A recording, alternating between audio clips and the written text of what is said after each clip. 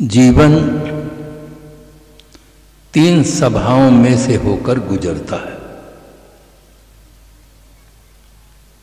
एक पहले है धर्म सभा, दूसरे है लोक सभा, तीसरी है शोक सभा। तीन सभाओं में से जीवन गुजरता है। धर्म सभा में एक व्यक्ति बोलता है, सब सुनते हैं। लोक सभा में सब बोलते हैं, एक सुनता है अध्यक्ष। और शोक सभा में कोई बोलता ही नहीं, आते हैं, हाजिरी देते हैं, चले जाते हैं। ऐसे ही आज एक समाचार आया है, कोटा में अभी कार्यक्रम हुआ था। प्रयागराज इलाहाबाद से श्री धर्मेंद्र साहब जी संत मंडली सहित पधारे थे। गुजरात से हम पहुँचे थे। भक्तराज का बहुत आग्रह था कि साहब मेरा ये अंतिम भंडारा है, अब फिर मैं नहीं कर पाऊंगा भंडारा, आप जरूर आइए। मैंने स्वीकृति दिया, पहुँचे। कार्यक्रम बहुत अच्छी तरह से संपन्न हुआ, स्वस्थ वातावरण में संपन्न हुआ। उनका कल शरीर शांत हो गया। वो अपने शरीर को भी दान में दिए थे दोनों प्राणी। इलाहाबाद संस्थान में जो कबीर नगर है उसमें जो पहली जमीन दिए हैं, उस माता जी का शरीर शांत हुआ। इस शोक सभा में उन सब के प्रति सादर श्रद्धांजलि है। जीवन तो एक दिन बुझ जाता है। वे गए हैं, सब गए हैं, नींद गहरी सो गए। वे गए हैं, सब गए हैं, नींद गहरी सो गए हैं। एक दिन जाना सभी को शेष जितने रह गए। जितने शेष बचे हैं उन सबको भी जाना है एक दिन, किंतु जाने जाने में अंतर है। संत सम्राट सदगुरु कबीर साहब की साखी बहुत प्रसिद्ध है।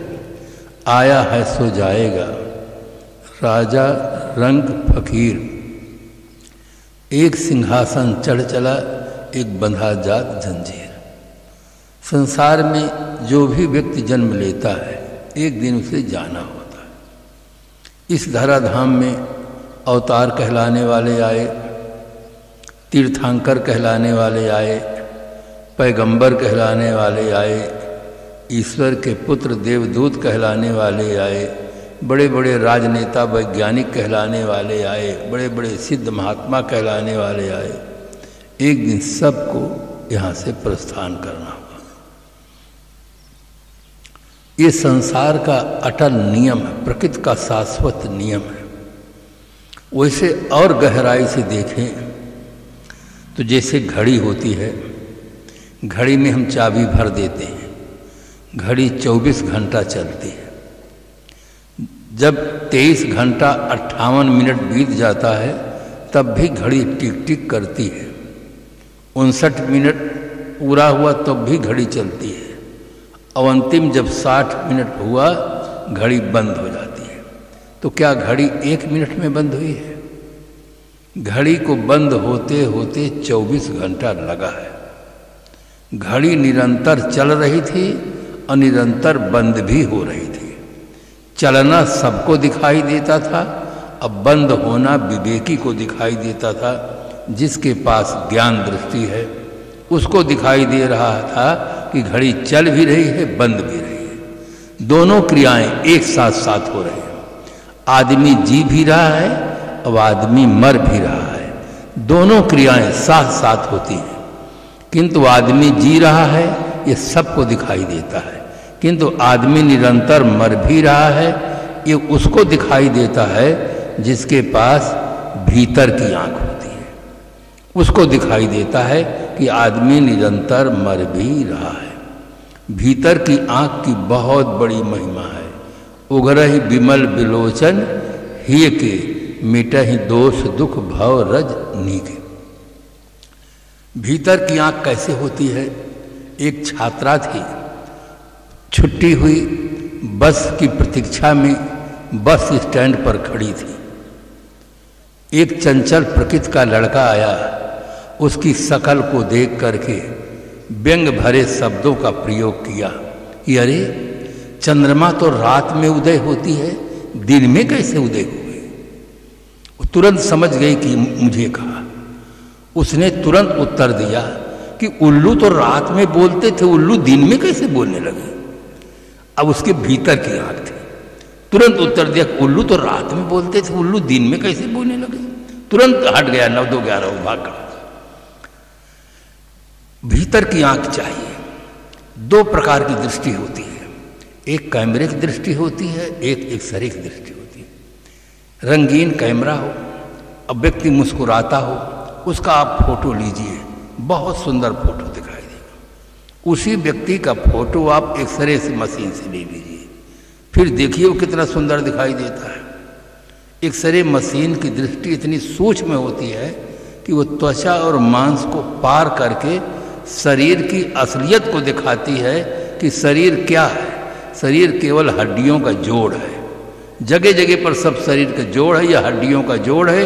इसके ऊपर मांस खून त्वचा लग जाता है, आदमी की दृष्टि बदल जाती है कि आदमी बहुत सुंदर है। एक्सरे की दृष्टि प्राप्त होती है बंधुओं सत्संग से। सत्संग के माध्यम से जब व्यक्ति को एक्सरे की दृष्टि प्राप्त हो जाती है, तब उसको सदाचार निष्ठ सत्यनिष्ठ जीवन जीने का सौभाग्य प्राप्त होता है।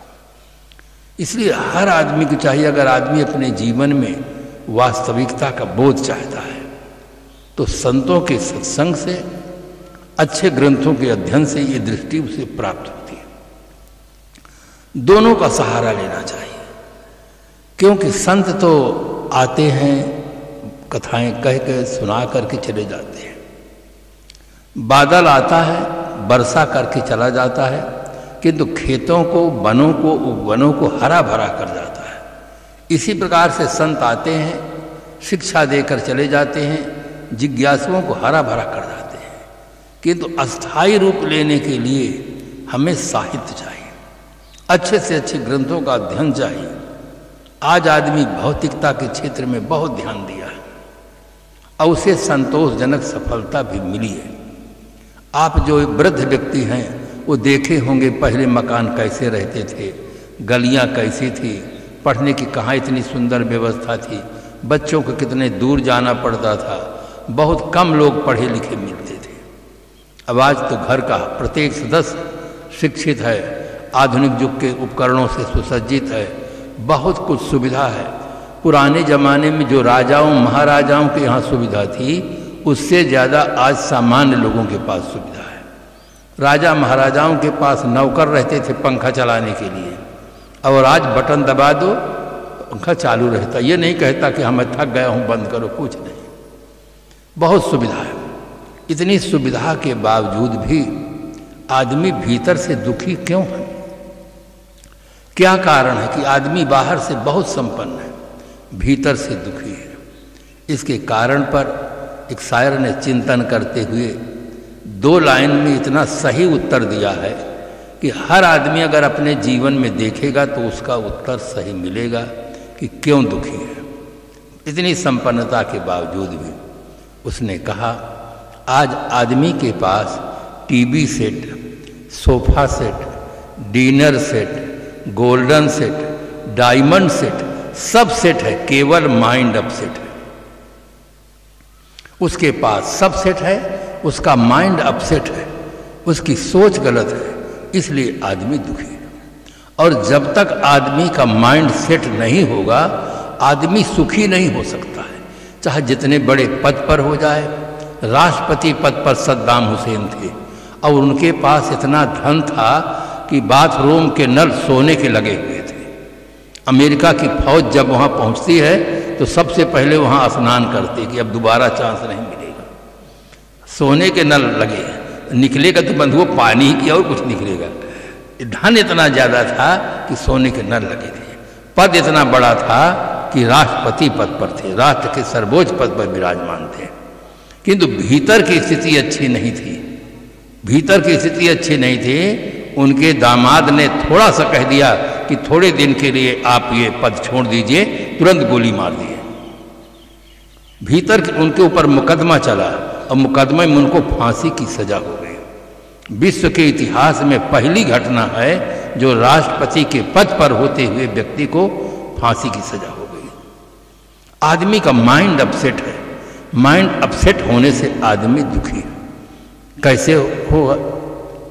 उदाहरण दूं जिससे हमारी माताएं बहनें भी आसानी से समझ सकें कि माइंड अपसेट होता है तभी घर में विवाद होता है, झगड़ा होता है, तमाम तरह की समस्याएं पैदा होती हैं। एक संत थे, युवावस्था थी, स्वास्थ्य अच्छा था। उनके साथ कुछ भक्त सज्जन पीछे पीछे चल रहे थे। रास्ते में एक व्यक्ति मिला।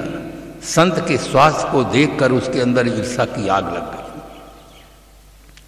मानव स्वभाव की ये बहुत बड़ी दुर्बलता है कि किसी के पुत्र, धन, परिवार, वैभव को देखकर भीतर भीतर जलना, कुढ़ना, ये मानव स्वभाव की बहुत बड़ी दुर्बलता है।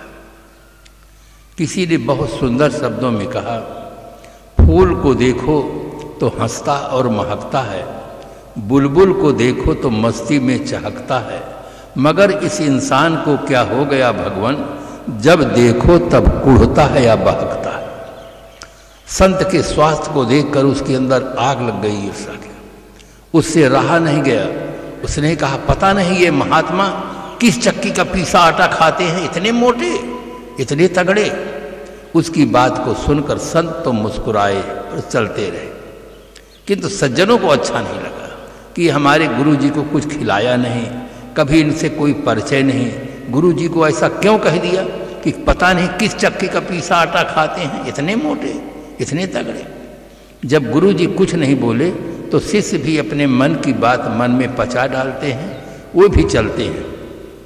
कोई प्रतिक्रिया न होने से उस आदमी का हौसला बढ़ गया। थोड़ी देर के बाद फिर व्यंग किया और कहा, नारी मुई ग्रह संपदनासी, मूड मुड़ाए भय सन्यासी। पत्नी मर गई होगी, आर्थिक स्थिति बिगड़ गई होगी, बन गए बाबा जी, कमाते कुछ नहीं, खाते 3 टाइम है, समाज के ऊपर लदे हुए हैं, देश के भार है। व्यंग पर व्यंग कसता गया। संत तो उसकी बाणी को सुनकर मुस्कुरा रहे थे। आदमी के अंदर सदगुरु कबीर साहब ने कहा, जो रहे करवा सो निकरे टूटी। आदमी के भीतर जो होता है इंद्रियों से वही प्रकट होता है। संत मुस्कुरा रहे थे कि इसकी मानसिक स्थिति कैसे, किंतु सज्जनों का धैर्य टूट गया। महाराज गोस्वामी जी ने मानस में लिखा, अतिशय रगड़ करे जो कोई, अनल प्रगट चंदन ते हुई। सज्जनों का धैर्य टूट गया। सज्जनों ने कहा, गुरु जी हमें आप आज्ञा दे, हम इसको ठीक करेंगे। उन्होंने कहा, इससे अच्छी बात क्या होगी, ठीक करो, पर पहले हमें ये बताओ तुम्हारे पास ठीक करने का साधन क्या है, तुम बताओ हमें। पहले ठीक ना करो, पहले हमें बताओ तुम्हारे पास ठीक करने का साधन क्या है। कहा, गुरु जी हम डंडा लिए हैं ना, इनके खोपड़ी में 3-4 डंडा जमाएंगे, बस ये ठीक हो जाएंगे। बिना जाने समझे आपको ऐसा क्यों कह दिए कि नारी मुई ग्रह संपदना से मूड मुड़ा भय सन्यासी, क्यों अन्यथा बकवास करते हैं। हम डंडा चलाएंगे इनको बस सिर में, खोपड़ी में, बस ठीक हो जाएंगे। गुरु जी ने कहा, ये ठीक नहीं तो ये तो और भी ठीक हो जाएंगे। अभी तो एक ही डॉक्टर की जरूरत है, और तुम डंडा चला दोगे तो 2 डॉक्टर लगेंगे, एक बुद्धि का डॉक्टर और एक शरीर का डॉक्टर, 2 डॉक्टर लगेंगे। अगर तुम ठीक कर सकते हो तो इनकी केवल बुद्धि बिगड़ गई है, बुद्धि को ठीक कर दो तो ये हमारी प्रशंसा करेंगे। जो आदमी आलोचना करता है वही आदमी प्रशंसा भी करता है, अगर उसकी बुद्धि ठीक हो जाए तो। जो आदमी शराब पीता है, सिगरेट पीता है, अगर उसकी बुद्धि ठीक हो जाए तो सदा के लिए सिगरेट पीना, शराब पीना छोड़ भी देता है। केवल आदमी की बुद्धि बिगड़ी हुई है, इसलिए दुर्व्यसनों का शिकार है, और तमाम तरह का पापाचरण उसके जीवन में जो हो रहा है उसका मूल कारण है उसकी बुद्धि की खराबी। अगर बुद्धि की खराबी ठीक हो जाए तो हर आदमी सज्जन हो सकता है, धर्मात्मा हो सकता है, राष्ट्र के लिए एक अच्छा नागरिक हो सकता है। केवल उसकी बुद्धि में बिगाड़ है, बुद्धि ठीक हो जाए तो बिल्कुल ठीक हो सकता है। गांधी जी ने अपनी प्रार्थना में कहा था, ईश्वर अल्लाह तेरे नाम और सबको सन्मत दे भगवान। सबको संपत्ति दे भगवान नहीं कहा। अगर गांधी जी मांग लेते कि ईश्वर अल्लाह तेरे नाम सबको संपत्ति दे भगवान, तो राजनेताओं को गरीबी मिटाओ आंदोलन नहीं चलाना पड़ता। किंतु गांधी जी अच्छी तरह समझते थे कि संपत्ति से आधी समस्या का समाधान होता है, आधी समस्या का समाधान संपत्ति से नहीं होता है, वो धर्म से होता है। अगर घर में सन्मति है तो घर में खुशहाली होगी, और घर में सन्मति नहीं है, संपत्ति चाहे जितनी ज़्यादा हो, और सन्मति नहीं है तो जो दशा दुर्योधन की हुई है, रावण की हुई है, वही हो जाएगी। सन्मति का होना बहुत जरूरी है। पति पत्नी का दोनों का घनिष्ठ संबंध होता है, किंतु जब सन्मति नहीं रह जाती है, दुर्मति हो जाती है, पत्नी अपने अहम में आ जाती है, पति अपने अहम में, दोनों में टकराहट होती है, घर नरक बन जाता है। सबको सन्मति की जरूरत है, चाहे गृहवासी हो चाहे वनवासी हो, सबको सन्मति की जरूरत है।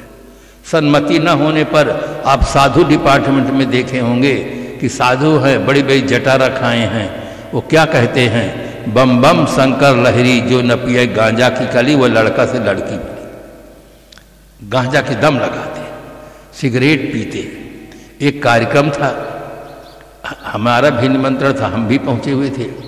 भोजन पाने के बाद हम अपने कमरे में जाने लगे तो वहां देखे वृद्ध अवस्था, गिरवे वस्त्र, लंबी दाढ़ी, सिगरेट पी रहे थे। और जैसे हमें देखे अपने आप कहने लगे, हमारे यहाँ सब चलता है। अपने हम कुछ बोले भी नहीं, कहने लगे कि हमारे यहाँ सब चलता है। अब ऐसे हर व्यक्ति को सन्मति की जरूरत है, चाहे जहाँ जो, चाहे राजनेता हो, चाहे कर्मचारी हो, चाहे व्यापारी हो, हर जगह सन्मति की जरूरत है। सन्मति मिलने से हमारे पास जो शक्ति होती है वो शक्ति का सदुपयोग होता है, और वही शक्ति वरदान बनती है जिसका सदुपयोग होता है। चाहे पद की शक्ति हो, चाहे स्वास्थ्य की शक्ति हो, चाहे धन की शक्ति हो, चाहे सैन्य शक्ति हो, जो भी शक्ति है, शक्ति अपने आप में न वरदान होती है और न अभिशाप होती है। शक्ति का सदुपयोग वरदान और दुरुपयोग अभिशाप होता है। स्वास्थ्य की शक्ति बहुत अच्छी है, हेल्थ इज वेल्थ कहा जाता है, किंतु स्वास्थ्य भर अच्छा हो, बुद्धि भर अच्छी ना हो तो आदमी दूसरों को सताता है, दुख देता है, अपहरण करता है, बलात्कार करता है, चोरी हिंसा बलात्कार करता है, पकड़ा जाता है, जेल में जाता है। स्वास्थ्य भी वरदान तभी बनता है जब हम अपने माता पिता गुरुजनों की, समाज की सेवा करते हैं। सब चारों तरफ लोग उनकी प्रशंसा करते हैं, बहुत सज्जन आदमी हैं, बहुत अच्छे आदमी हैं। और गोस्वामी जी तो कलम उठाते हैं कि माँ नहीं मात पिता नहीं देवा, असाधुन से करवावें सेवा, जिनके यह आचरण भवानी ते निश्चर समझानो प्राणी। निश्चर कह देते हैं। शक्ति तभी वरदान बनती है जब उसका सदुपयोग होता है, और सदुपयोग होता है सद्बुद्धि से। इसलिए सद्बुद्धि की आवश्यकता सबको है, राजा रंक फकीर सबको सद्बुद्धि चाहिए। इसलिए गांधी जी ने बहुत सही ढंग से कहा कि सबको सन्मति दे भगवान, किंतु भगवान के भरोसे न। आधी बात तो उनकी सही है कि सन्मति चाहिए, किंतु भगवान नहीं देता है। भगवान अगर सन्मति देता तो किसी को सन्मति दे, किसी को दुर्मति दे, ऐसा क्यों होता? सबको सन्मति दे देते तो सब लोग सुखी रहते, सब लोग प्रसन्न रहते। एक कार्यक्रम था, तो प्रातःकाल का समय था। जो बोलने वाले प्रवक्ता थे उनके साथ विदेशी गाड़ियां थी, विदेशी आदमी थे, बहुत झामताम था।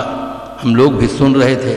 वो बतला रहे थे कि ईश्वर सर्वशक्तिमान, जैसे अभी चेमेन साहब जी ने बताया कि ईश्वर सर्वशक्तिमान है, सर्वव्यापक है, सर्वनियंता है, दयालु है।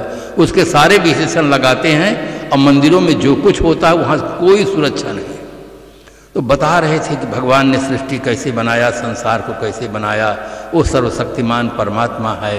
तमाम तरह के उदाहरण देकर समझा रहे थे, हम लोग सुन रहे थे। जब उनका प्रवचन समाप्त हुआ तो मैंने पूछा कि महाराज जी एक बात समझ में नहीं आई है। उन्होंने कहा कहो क्या बात समझ में नहीं आई? मैंने कहा जब परमात्मा सर्वशक्तिमान है, दयालु है, सर्वव्यापक है, तो ऐसा दुखदाई जगत क्यों बनाया है कि परमात्मा के बनाए हुए जगत से मुक्ति पाने के लिए आपको उपदेश करना पड़ता है, हमको साधना करना पड़ता है। संसार के सब जीव दुखी हैं, जब परमात्मा दयालु है, सर्वशक्तिमान है, तो संसार को इतना सुखमय बनाता कि इससे मुक्ति पाने की किसी की इच्छा ही न होती। क्यों दुखदाई जगत बनाया महाराज परमात्मा, ये बात समझ में नहीं आती। तो मेरे प्रश्न को सुन करके वे आंख बंद कर लिए, ध्यान में उतर गए और उनके संबंध में लोगों ने प्रचार किया था कि वह 18 घंटा ध्यान करते हैं। मुझे लगा कि अब क्या होगा। फिर आशा से बैठा रहा, इसलिए कि आंखें खोले बिना तो यहाँ से जाएंगे ही नहीं, आंखें खुलेगी तभी यहाँ से उठेंगे। बैठे रहे, पूरा समाज उत्तर की प्रतीक्षा में बैठा रहा। आधा घंटा के बाद जब उन्होंने आंख खोला तब उत्तर दिया कि यह बात तो परमात्मा ही जान सकता है, आदमी नहीं जान सकता। ये उनका उत्तर था। अब उनकी भूख प्यास खत्म हो गई। वो अपने अंगरक्षक ने कहा, चलिए महाराज जी जलपान तैयार है। महाराज जी तो अंदर गए पर भूख प्यास खत्म। तुरंत बुलाए हमको कि बुलाइए साहब को। गुफा में थे, महेंद्र को साथ में लिए। मैंने कहा चलो कोई गड़बड़ ना हो, गुफा के अंदर की बात है। तो ले गए। तो कहने लगे कि आप वेदांत मानते हैं? नहीं, मैंने कहा मैं वेदांत नहीं मानता, मैं कबीर साहब का सिद्धांत मानता हूँ। तो कहे कबीर साहब का मुख्य ग्रंथ मैंने बताया बीजक का है। बीजक क्या होता? मैंने महेंद्र को संकेत किया, जाओ ले आओ बीजक दिखाओ। फिर आगे न वे कुछ बोले न कुछ हम कहे, कि मतलब भर एक बात हो गई थी। दूसरे दिन दूसरा स्थान में प्रवचन उनका भी था, हमारा भी था। वहाँ प्रतिक्रिया किए। पहले वही बोलते थे, बड़े आदमी थे, पहले वही बोलते थे। तो पहले बोले कि जो ईश्वर को नहीं मानता है उसकी संगत नहीं करना चाहिए। अब कौन जाने कि क्या बात हो गई, कहाँ से क्या बात चल रही। तो आदमी जब तक, इसीलिए साहब ने बहुत साफ शब्दों में कहा कि भूल मिटे गुरु मिले पारखी। पारखी गुरु नहीं मिलेंगे तो भूल सब प्रकार की, अनेक प्रकार की जीवन में भूल होती है, वो भूल मिटती नहीं है। तो इस प्रकार से बहुत आवश्यक है कि हम विवेकी पारखी संतों से वो बोध प्राप्त करें, जड़ और चेतन का यथार्थ बोध प्राप्त करें, संशय और भ्रम से मुक्त होकर के परम स्वतंत्र शांत चित्त से जीवन जिए, आत्मनिष्ठ जीवन जिए, जिसके लिए गीताकार ने भी कहा था, यस्वात्म रतिरेव स्यादात्म तृप्तश्च मानवः आत्मन्येव चा संतुष्टः तस्य कार्यम न विदते। जो मनुष्य अपने आत्मा में प्रीत करता है, तृप्त रहता है, संतुष्ट रहता है, तस्य कार्यम न विदते, उसके लिए कोई कार्य शेष नहीं है। तो इस प्रकार से संत सम्राट सदगुरु कबीर साहब के एक महत्वपूर्ण बात हमें याद है कि आत्म ज्ञान बिना नर भटके। जब तक व्यक्ति को स्वसत्ता का यथार्थ बोध नहीं होता है, तब तक व्यक्ति चाहे जितने बड़े पद पर पहुंच जाए, कुछ उसके जीवन में भटकाव के अतिरिक्त कुछ नहीं होता है। या आदमी वासनाओं में भटकता है या कल्पनाओं में भटकता है, दो ही भटकाव है। वासना में भटकता है तो बढ़िया से बढ़िया उसको हलवा खिला दीजिए, मालपुआ खिला दीजिए, बूंदी खिलाइए, जब तक बीड़ी सिगरेट और तम्बाकू नहीं खाएगा उसको मजा ही नहीं आएगा। वो भटकेगा वासना में, कभी बीड़ी पिएगा, कभी सिगरेट पिएगा, कभी बोतल पिएगा। उसको सुख चाहिए, सुख मिलता कुछ है नहीं। 10-20 साल से सेवन कर रहा है तो भी उसको पता नहीं चलता कि इसमें सुख नहीं है, अब कहाँ है ये उसको खबर नहीं है। इसलिए सत्संग में आने वाले सज्जनों का बहुत बड़ा सौभाग्य है। थोड़ा सा हम समय देते हैं, हमें सही पता चलता है कि सुख का केंद्र बिंदु शरीर नहीं है, सुख का केंद्र बिंदु आत्मा है। इस संबंध में फिर कल सुबह चर्चा करेंगे। आदमी शरीर में सुख मान करके अपने जीवन में भटक रहा है, किंतु वहाँ कुछ मिलता नहीं है सिवा दुख के। किस प्रकार से हम जीवन जिए जिससे हमें जीवन में, इसी जीवन में हमें सुख मिले, शांति मिले। इन्हीं शुभकामनाओं के साथ अपनी वाणी को विराम देते हैं। आप सब श्रोता बंधुओं को, देवियों को बहुत बहुत धन्यवाद, संतों को सादर